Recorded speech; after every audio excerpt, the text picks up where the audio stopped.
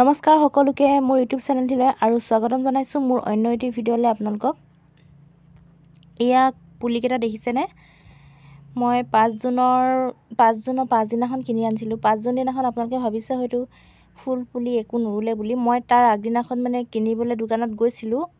দোকান মানে এইফালে ধেমাজিৰ পৰা মানে বিকিবলৈ আহিছে এনেকুৱা পুলিবিলাক। নাৰিকলৰ পুলি আছে আৰু আমৰ পুলি, বেলৰ পুলি, আপেল বগৰী আৰু বিভিন্ন ধৰণৰ পুলি আছে। মই এই 3টা পুলি আম পুলি 2টা কিনিছিলোঁ।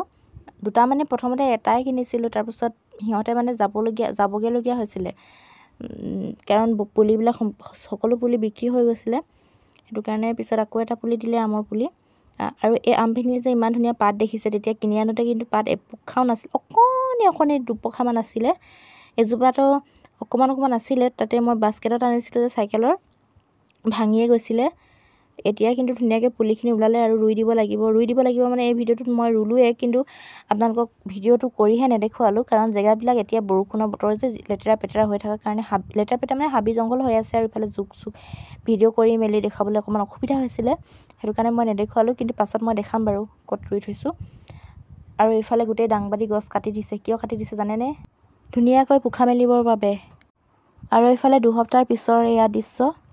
এনেকৈ পোখা মেলি দিলে মানে দাংবাদিবিলাক লাগে মানে বেছিকৈ আৰু পোখা ধৰে। সেইটো কাৰণে এনেকৈ কাটি দিব লাগে। আপোনালোকেও যদি এনেকৈ কাটিম বুলি ভাবিছে, এনেকৈ পোখা মেলাবলৈ বিচাৰিছে, তেতিয়াহ'লে কাটি দিব। আৰু এই সঁচটো অলপমান বেলেগ প্ৰজাতি দেই, আমাৰ লাগিলে মানে মই দেখুৱাম বাৰু।